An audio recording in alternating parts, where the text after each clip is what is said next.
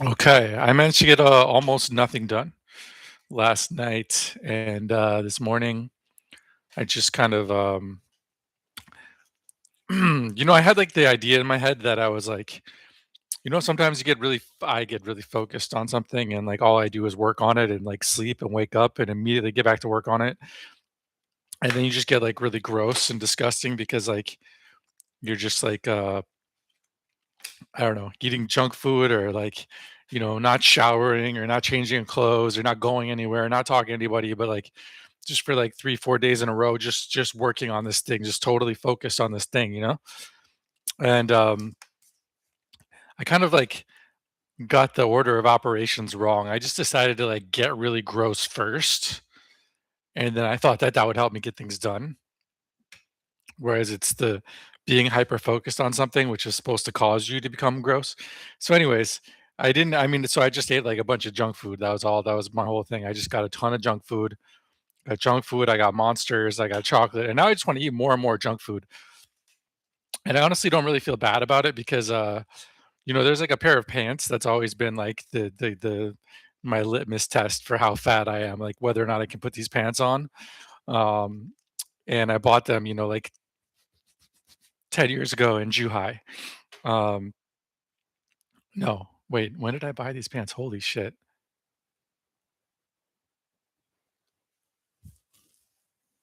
I might have bought them in Taiwan the first time 20 years ago. I think I might have. So, anyway, they're from Uniqlo, so they're like high quality, so they still exist. They're still okay. And like the other day I went to put them on and I was like, don't even try. It's not even going to work. And then I went and then I actually didn't eat anything for like the past 3 days, like over the weekend from like Friday to Monday. I ate nothing.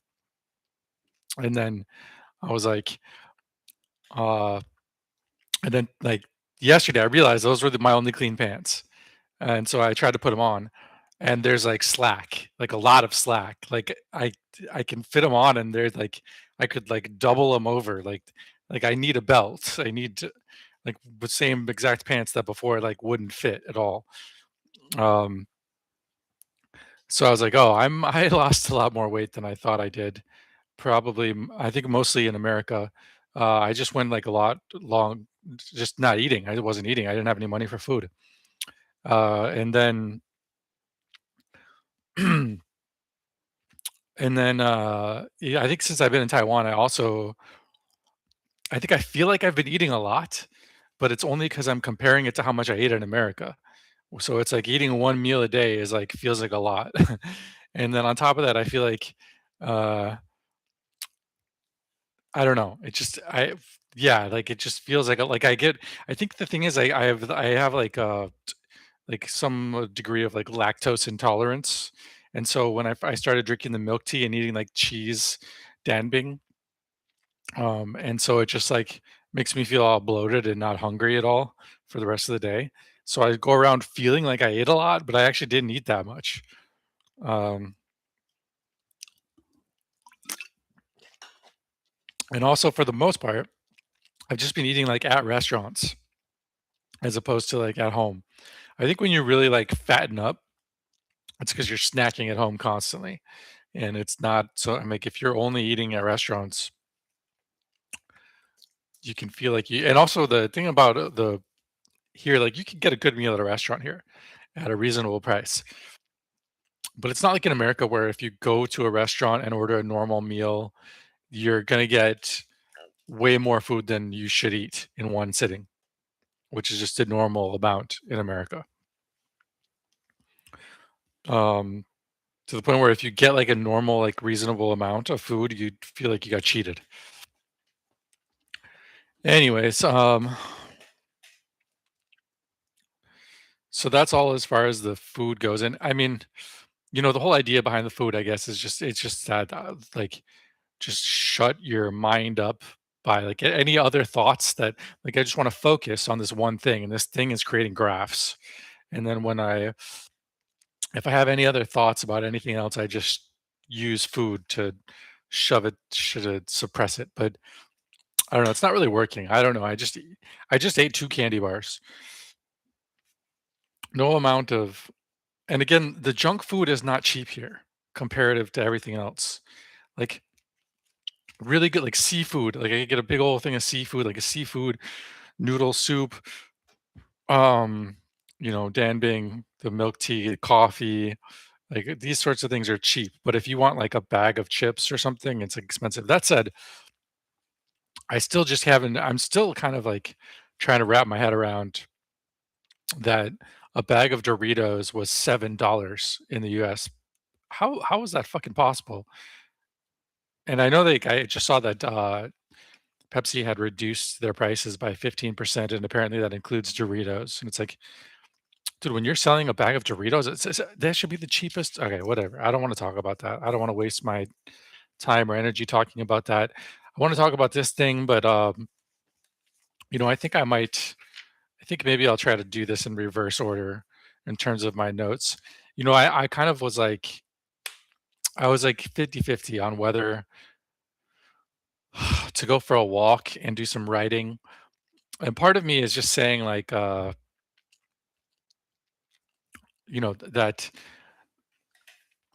it's always better to go for a walk and do writing than to like try to do stuff. Because if you're clear about what you're doing and why you're doing it, then you will do those things. Like it's only a matter of time. But if you're not clear about what you're doing and why you're doing it and you sit down at the computer, then you end up wasting time.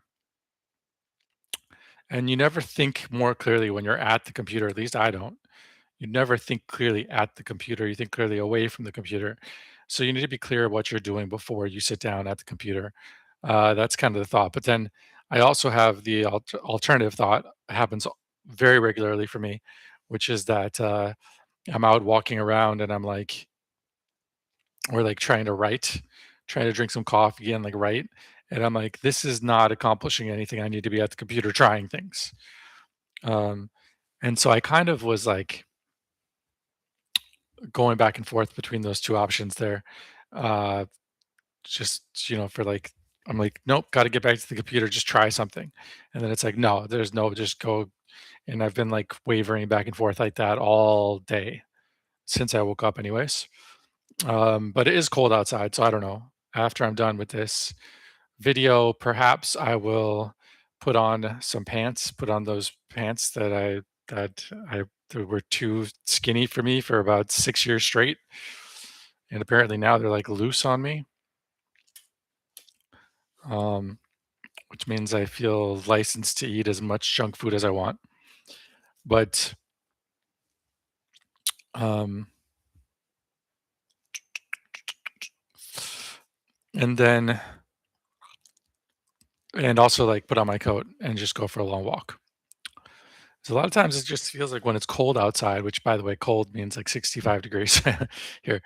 But a lot of times when it's cold outside, it just feels like the other thing is in Minnesota when it's cold outside, it's kind of like easier to get into a walk because like you have to walk fast in order to generate internal heat. And you kind of like don't want to stop walking because that's your only way of staying warm. So it's like sometimes it can, but anyways, no, if I get all bundled up, which very lightly bundled by Minnesota standards. It is weird though that like at 65, I'll go out with the exact same clothes on that I would go out with in Minnesota. But anyways, I'm trying to remember whether I have any sweatpants or not. I feel like I didn't bring any. Um, every time I think about how sad it is that I left behind so many things. And then I think, man, I really could have fit more into the suitcase. And then I think, but if I had fit more into the suitcase, I would have had an even more difficult time with the whole Frontier Airlines situation because they charged me for being overweight on my bag. Which, what I didn't know is that basically they offer you get one check on, which has to be less than 40 pounds, or else they charge you a fucking insane amount. And then you get one carry on and then you get one personal item. So I could have carried on a lot more stuff with me. Like I could have that I could have brought a whole entire small suitcase, but then it would have been really difficult getting around. And I still am not really done with, assuming I don't live in this room for the rest of my entire life. That is still an issue I'm going to have to deal with one way or another. Um,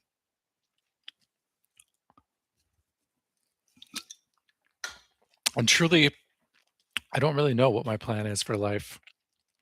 Um, and I think it has something to do with these graphs that I'm going to talk about. But I also, as is the point I was getting around to, I don't know what I'm doing with these graphs.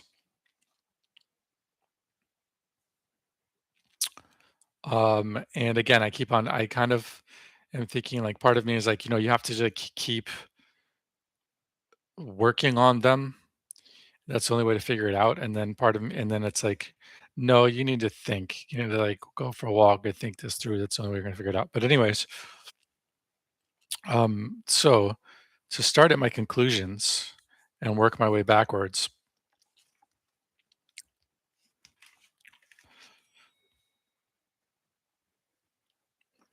make a button that sends an email of a demo. See what I was doing before, um, is that I had, and obviously there's a lot of my live streams uh, verify this, and honestly, I could still keep doing this, but I had these files that I could pop in like a list of 20 websites and make a graph for each of the websites. Um, and even though it was slow, but it would work, in an automated fashion. I didn't have to watch it or supervise it or do anything. I just go do whatever else and wake up or like go to sleep and wake up and like 20 of these graphs would be done. Um, however, uh, quite a few things about that. For starters, yeah, I was kind of hoping I could make it so that it would when a demo was made, it would automatically send an email. So it'd be nice if the graph bots thing that I have with the buttons, like make a review bot, make whatever bot, if it had a little button send an email.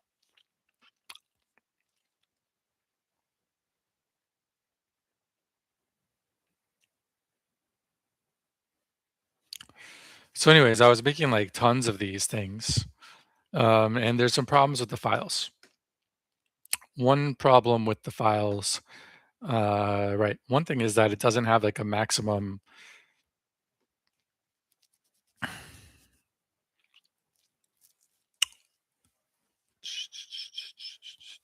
What is the like when it's scraping? It doesn't have a maximum number of pages that it would scrape.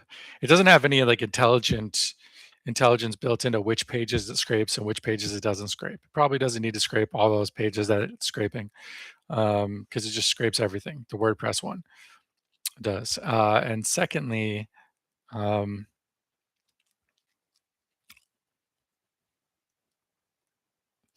I don't know. I just really want to know what is the difference between when just combining their JSON, which is already on their website, versus the one that I can create from scraping. Also, the creation of the JSON, the where it takes the HTML and then it uses the OpenAI API to create the JSON object. Um, there's no way, like literally every step of this, I just like wanted to like make the minimal proof of concept and then move on. So really, it'd be nice to look into that and be like, okay, is this truly like the best way for it to graph? Like to manually look at some inputs and some outputs and see whether or not it's really doing a good job. And then uh, when the combining thing, the thing that combines it combines all of the JSON LD from their website. It combines all the JSON LD from the WordPress scrape and from the HTML scrape. It combines all three of them. Um, First of all, I don't know whether or not it's deleting things that I don't want it to delete. I should check into that. Secondly, probably there's things on there that I don't want to be on there. that are unnecessary. Uh, 3, I don't think it passes like JSON, the validator, the schema validator, or the rich results. So the question then is why not? 4, just want to look at those graphs and like decide for myself what is the most important chunks of this graph. Like I think the services and the people are the things that tend to not get on there. And also, oh, for my purposes, the organization, because I set up the codes in such a way that if there's no organization in the graph, then some of my code doesn't work, which is I could just edit the code as well. But um, so that's one thing I want to do is just evaluate the quality of the graph and whether or not there's things that should be in there that are not in there, whether or not there's things that shouldn't be in there that are in there, and then why is it not validating properly? Is it good enough? I have a whole list of these questions. Is the graph good enough to be used as for the knowledge bot? Um, how does it compare to what we find when we look up this entity in CaliCube? How does it compare when we look up the entity using its KGMID, knowledge graph machine ID, in Google, and we look at the knowledge panels and stuff? Is everything in there? Is this graph like an actually good representation of this company and of this website? Can we use this graph to make a browser bot? Like, can we just skip the whole WordPress part of the browser bot thing? And another kind of important question is like the blog. So I'm pretty sure all these graphs never include the blog. They never include blog posts. So what could clearly there's a lot of information within blogs, but then the biggest problem is like there's probably too much information and it's probably going to bloat the knowledge graph unnecessarily. Um, but it feels as equally bad to just be like, don't use the blog at all. Um, and then yeah, I deleted the breadcrumbs. So, but there's a lot to be said for like, again, I'm just doing a lot of scraping without thinking about the internal linking structure, or like what are the pillar pages versus what are blog posts, or like I don't know. I feel like within all of this knowledge graph creation and whatever, there needs to be um, a lot of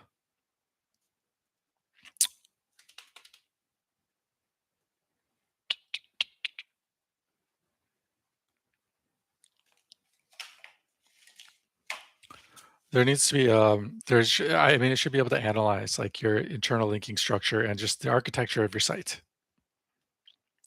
and your keywords, I guess. Um,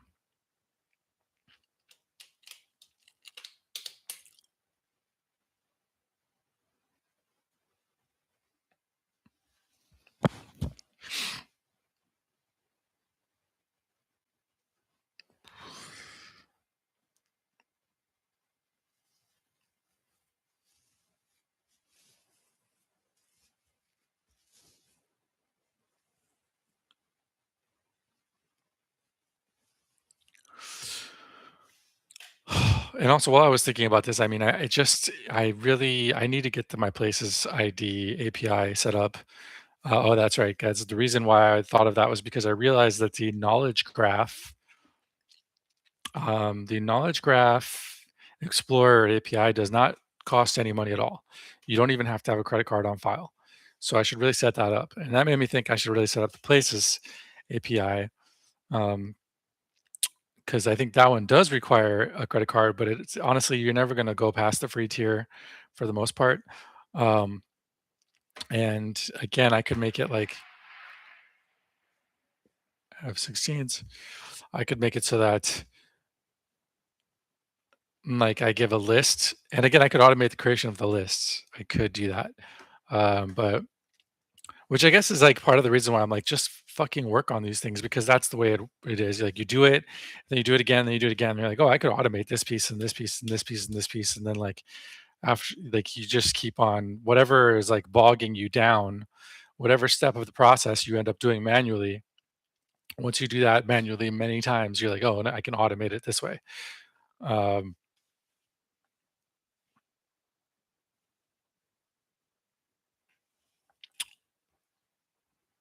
what was I thinking about? What was I going to say? So, right. But I could make it like, I could really pop out like 100 review bots every day, send an email out, and just every single day, like, there's 100 new review bots for a particular type of restaurant or a particular type of thing that are popped out and an email has been sent to the owners. And it's like, I don't have to actually do anything. And I can potentially make, $5 per month per review bot when they sign up for it or whatever. So it's like a fully self-running little SaaS that I could set to put together, hopefully.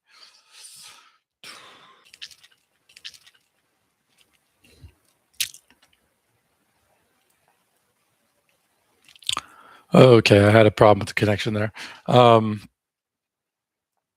but yeah, it's a feeling like it would be dumb to not do that SaaS, which is a great feeling in a way. At least I want to get back to there. This is, and it's kind of the thing with the graphs is that I used to feel like every second of every day, if my if my like files weren't creating graphs, it was a wasted opportunity. And I could go do something. I go for a walk and come back, and there's like 50 of them done. I could go to sleep and wake up, and there's 50 of them done. And so it's like, but I need to build on that. Like at the very like send them an automated email. Maybe I can use Claudebot now that that's a thing, or OpenClaw, I think is what it's being called now, um, to automate the video creation. So if I could create the videos, that'd be awesome. Um, but at the very least, to send out an email, or for there to be a button where I can just press the button and it sends an email for that particular demo.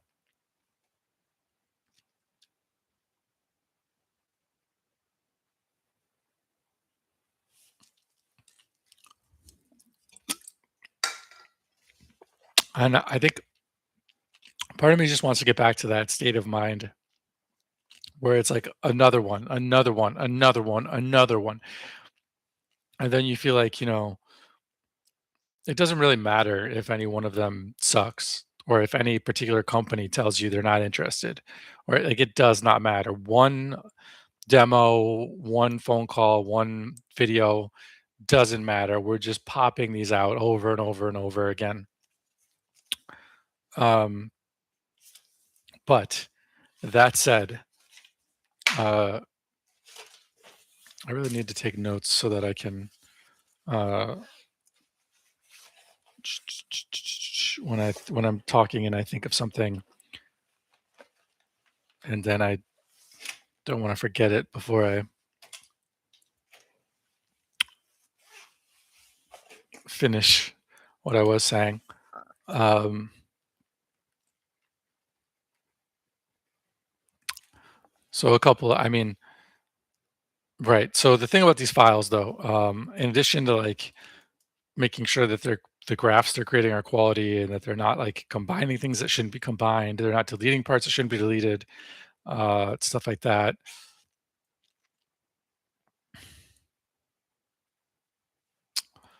I'm wondering if there's like the GEO articles. Do the GEO articles actually fit in with this whole process at all? I don't know. Okay, but first of all, it's expensive. The way I'm doing it is it's costing money.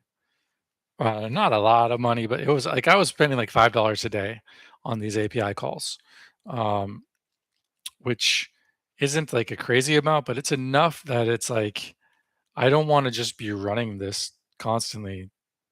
It's not like free.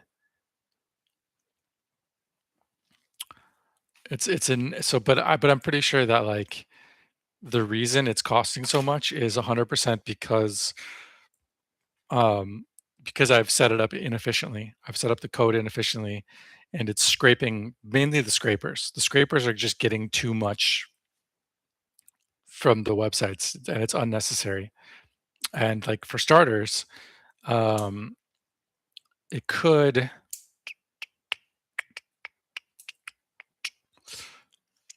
sort of intelligently decide like start by getting the JSON that's already existing on the website, then combine it, then determine what is missing, then look in the most likely places to find those things, and only look in other places if it's not in the if it wasn't found already.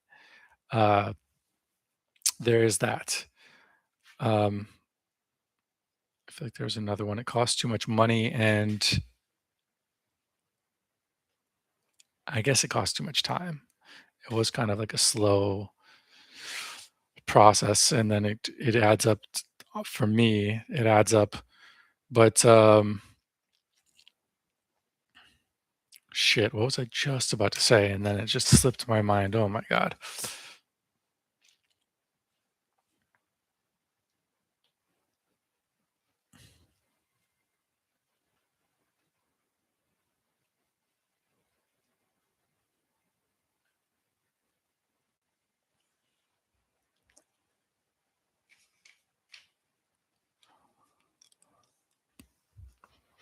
Um, I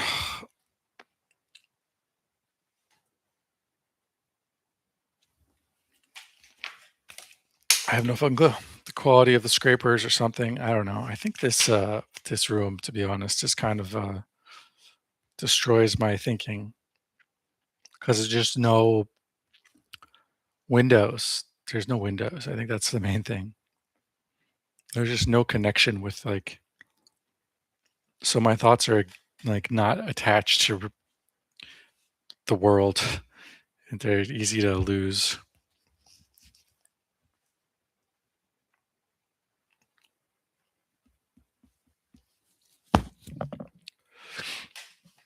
I think I was going to say, one thing about making like a lot of them is that um,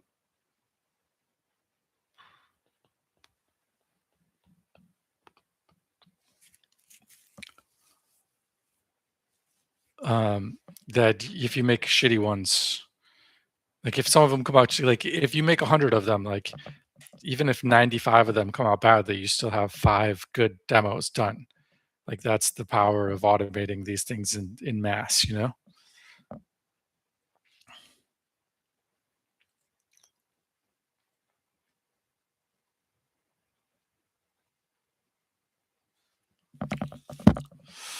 Which, yeah, I mean, that's sort of the thing is just, I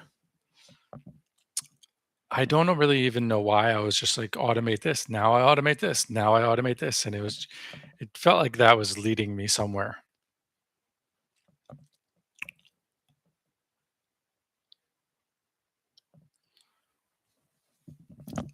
Which I mean, if you bring that to its final conclusion, is that I can like, press a button and it will like go research a whole bunch of companies within a particular area and within a particular uh, industry, and then it will just get the JSON LD from all of their websites from their website, and then combine it, and then augment it until it's like really useful object, and then it will automatically create a review bot and a knowledge bot and a feed bot and like an awesome chat bot for them that has a lot of different functions, it will uh, and then it will send them an email telling them that this thing was made for them, and possibly make a video and it's also adding. So for each of these demos that is being made, it's that's another demo in that's another company that's in the vector database. So the vector database, which is also a directory, becomes a more valuable resource with each one of these things. Um, and in theory, yeah, you could have like a blog post or whatever, like just like a thing like, hey, you're added to the directory. Send an email, hey, you got added to the directory. It's like that's what I was doing before I was making the demos. Fuck. I was making the demos. I was making the demos. I was making the demos. Um, and right now, like I'm not that big on making demos. However, all of this like processes were built up on the making of the demos. And I'm big on these processes, but I can't really tell you why. Like it just feels to me like they're leading somewhere. Like the at least the amount of progress I'm making with these processes has not completely stalled out. There's more low hanging fruit there. So um but now it's a little bit more about just adding things to the directory. But if I'm doing that, it's still like, can I have automated directory creation? It automatically, uh, like if you give it a URL, it will automatically go to that URL and make a JSON object out of that company that represents the company, represents the website, represents every piece of relevant information about that organization, and puts it in a directory and like makes a blog post about it and makes a video where they've been added to the directory and then sends them an email with the link to the video. And then so it's a fully automated, and then I can do that with not just one URL at a time, but 10 URLs at a time. And then I can give it instructions to like just what country and what industry, and it will go build a list of URLs and do that for each of the URLs without me doing a thing.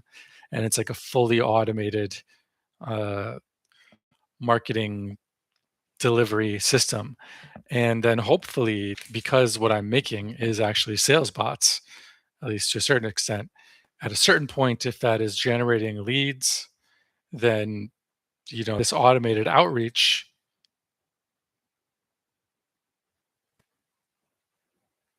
leads back to the sales bot. I just had like that was like a mini epiphany. I can't tell if it's an epiphany or like just like a nothing, because but what I was thinking was like, oh, that makes so much sense that if I have the automated inbound set up, then what I need is automated outreach. And but that possibly automated outreach is my number one thing, like the most important thing possible, because I already have the automated response to inbound set up.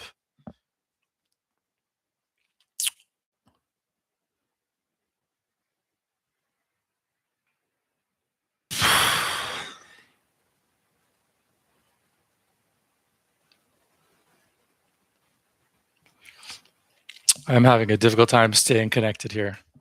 Anyways, so it seems like maybe the reason why I'm trying to do these graphs like this has a lot to do with that I feel like if I'm adding just to the absolute minimum viable outreach at the end of making a demo, then that turns into automated outreach. Slowly but surely, it becomes an automated outreach system. And that what I really want to do is just set up an automated outreach system. But it's true that if I were to skip to the automated outreach without setting up all this other stuff first, then in the event I actually get a client or a lead or an interested person, the service delivery is difficult. Whereas if I tie the outreach to like the at least the beginning stages of the service delivery, then it's like the service delivery is automated and then the outreach is automated, which is to me, which is better. In my mind, that is better. Right? Because you don't want to be like, I don't know, you even if you don't want to set up like a whole you, you don't want any piece of it to be a slow mover, to be honest. Like you don't want to spend a bunch of time doing sales and set up all these systems for sales where everything is like really smooth and really automated. And even if it's not automated, like you have a system and you're like your it's like muscle memory for you and it takes no effort and blah blah blah. And you have like the triggers, like when in your life, when in your daily routine do you do this versus this and all that. But then when you get a client or even like a strong lead, then you have to go figure it out how to deliver the service. You don't want that. You also don't want that you're making demos for people and you create like awesome ways of automating these demo creations and then you want to go sell it and now you have to like figure out how to sell it from nothing with no automated pieces. Um, and I don't know how marketing fits into this, but it's the same. I mean, regardless of which angle you're coming at it from, regardless of whether you're selling first and then you realize your sales are going to be easier if you have marketing material, or whether you're making the demos first and then you turn the demos into marketing material, uh, you're not going to want that the process of creating the marketing material is like this totally new process that is totally not automated and you're absolutely cooking on like with automated and then you run into this dead end. um so that's yeah, so I mean I think that is probably the thing is that like the reason intuitively I want to focus on these graphs and I keep coming back to them over and over again is because it's the first step in this automated outreach system. But I can't actually skip to the automated outreach. It has to be tied into the creating of the demo because the demo is like it's like the demo is maybe 50% of the actual service delivery. So if you are like, and it's maybe the more difficult 50%. So, because like it's like, yeah, if it's like I'm not contacting anybody until a demo had the demo is like the core. After that, it's like everything else is customization for them. Um, so if I'm not contacting you until I already have like the core of your service set up. Even though you never heard of me and you probably aren't interested and you probably won't even, it doesn't matter. It's like that's all automated. So that's just a completely different scenario versus like, oh, you're interested. Oh, great. Like let's talk about it. But like I don't have a demo to show you. I have to like figure this out from nothing. So if I want to avoid that problem,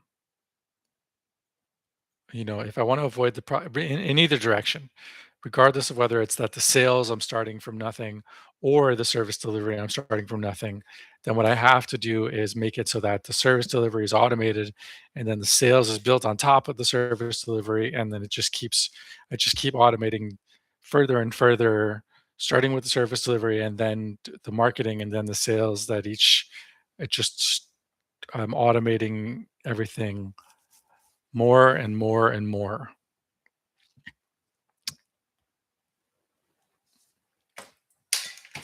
I think that's the idea here. I think that's the whole plan is like creating a fully automated loop, which I mean, honestly, I could already do with the review bots with hardly any other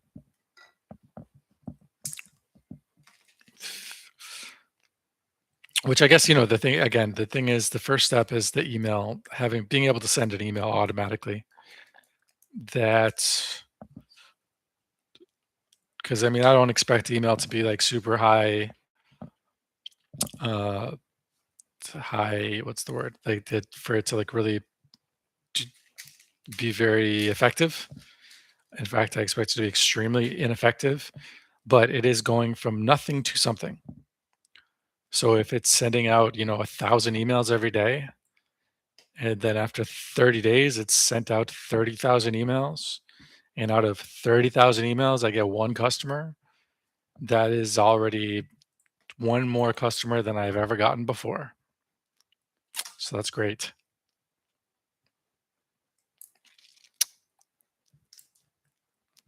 And obviously, I'm not going to just like settle on the emails. It's like, well, okay, so now that we have emails, if the emails are going out and they're like, now what?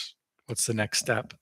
And then hopefully at some point, we get inbound traffic. And then it's a matter of optimizing the bots, the inbound bots.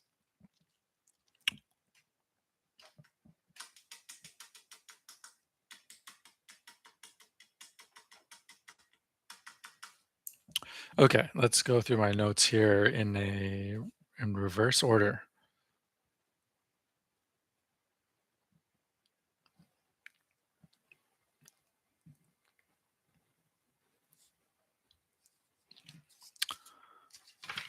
I think I covered all of this already.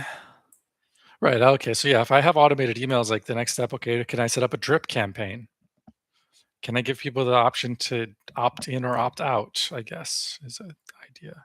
Whatever.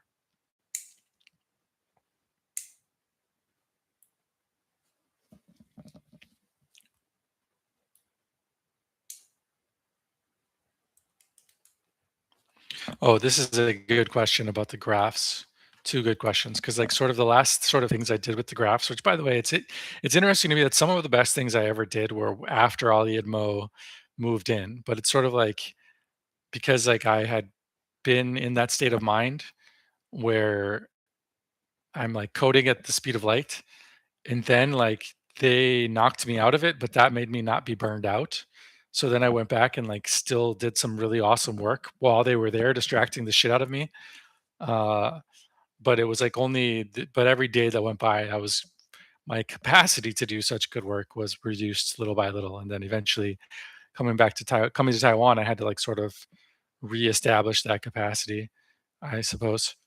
Um, Although I also kind of feel like I was thinking today, it's almost too bad about because I think like if Ali was like actually doing sales for me on a daily basis, uh, which I'm only having this thought right now because like it's been more than a month, so I've had some time to recover.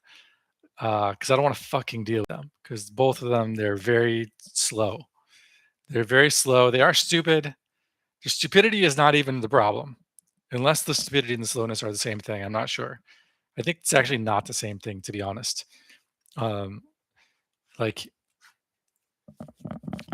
um, they are slow and stupid. I don't mind them being stupid. Like, I can figure out how to get them on the right track and knowing what they need to know and doing what they need to do. Sometimes people being intelligent is actually a bigger problem because they're better at coming up with reasons why it won't work instead of just doing things. But the problem is it's slow. And like for Mo, the slowness is that I have to like sit and listen to him like make jokes about everything. I have to listen to him tell like 100 jokes before I can tell him one thing that I need him to do, you know? Which I like his jokes and I like talking with him, but it's like that's not efficient enough to start a business. You can't move at that speed and successfully start a business. And then with Ali, it's like, yeah, he's just got a million different fucking things that he wants to say and talk about and blah blah blah blah blah blah. But yeah, but what I was thinking today, because I've had some time to recover from being burnt out of dealing with them, is that like it seems kind of unfortunate because if I would have kept working with Ali and kept trying to get him to make phone calls, and I could keep on holding the apartment over his head as if I'm paying for the apartment. He doesn't know that I'm not paying or whatever. He doesn't know that. He doesn't know I have no control over them living there or not living there. I could say that I have the people there to evict them tomorrow. Although, in all honesty, that with the ice, which would have given me more leverage, but it would have made me look evil, you know? And it's just really nice to just not just wipe my hands clean of Minneapolis. Thank God. So I can't really say anything too terrible about any. I mean, but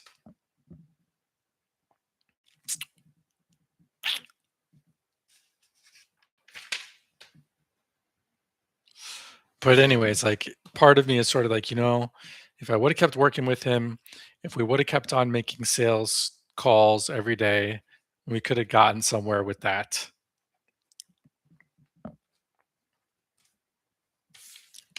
Maybe true, maybe not.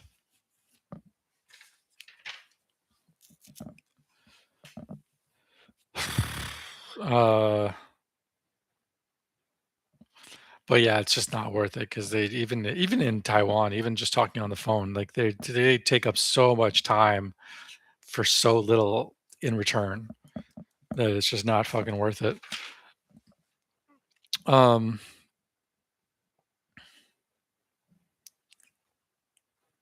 how did I even get onto that tangent?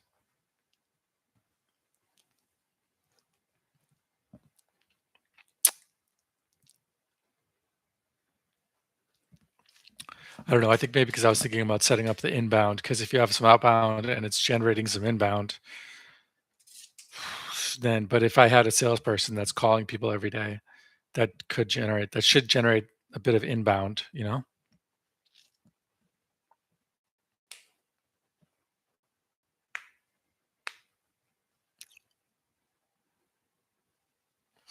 Including that my homepage, my homepage should really be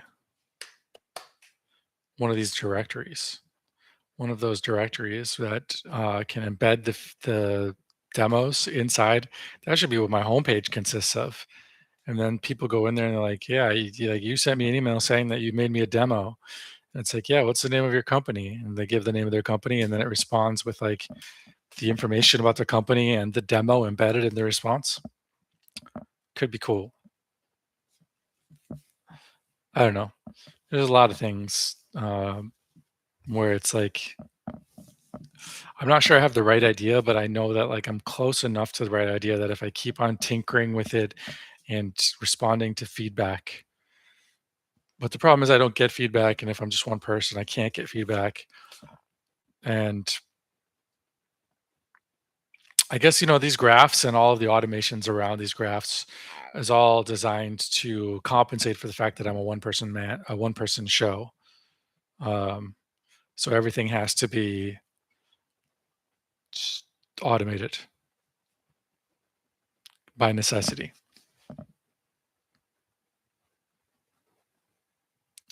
Okay, that's why I got into the off on that whole tangent about working with Ali, um, because I have two questions here. Should I add reviews and should I add FAQs? And that was, one thing um, when I first started making demos, like for the places where we would go out, and then I would make a demo for wherever we had been, and it's like things to add into the graph are reviews.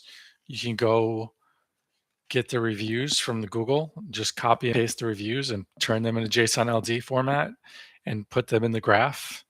I'm not sure how helpful that is. And also with the FAQs. And also because Gemini has access to the reviews, you can use Gemini to make FAQs based on the reviews. And that's all honestly could be better than making FAQs based on their website, because there might actually be quite a bit of information that their customers have decided to provide in the reviews that they thought people should know. Um, that the company itself didn't think to add onto their website. But yeah, drip campaign, I'm pretty sure I just mentioned that. That's sort of the thing though, is that yeah, like once you're sending out automated emails and it's like, okay, you can like, what's the next step? Well, what if there's an automated drip campaign? Maybe I can use OpenClaw to automate the creation of videos. Um, I don't know if I can. I don't know if that's worth setting it up or not. But sooner or later, one way or another, it should be doable to create videos, to create have an automated way of setting up videos.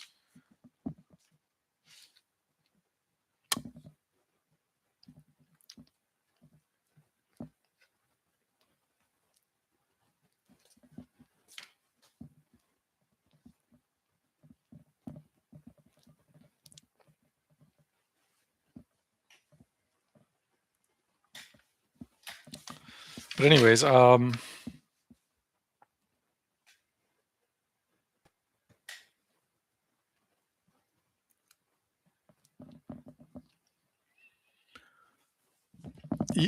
think so. I'm not going to say this is the conclusion, but I think this is going to be my final thought of the video. Is that which I guess I was planning on like just working. I was planning on like actually working in this video, but this has been a good summary of my thinking, and I like to keep these about 1 hour because I feel like anything else beyond 1 hour, everything is like getting buried and it'll never be rewatched even by myself. But I don't know if I decide to work and I want to live stream it, I'll just make another one, but I'll call it work session, which honestly I should be doing anyways. I should really be clarifying whether this is a video where I'm explaining my thinking or whether it's a video where I'm doing a work session. But anyways, I don't know. I forgot the. Oh, I think like for whatever reason, it's almost like I have to be doing this in bulk. I have to be handling like a lot, like 100 URLs, in one go. And I don't know why that is, but I feel like what I'm trying to do is not create a demo. What I'm trying to do is create a process that will create a demo.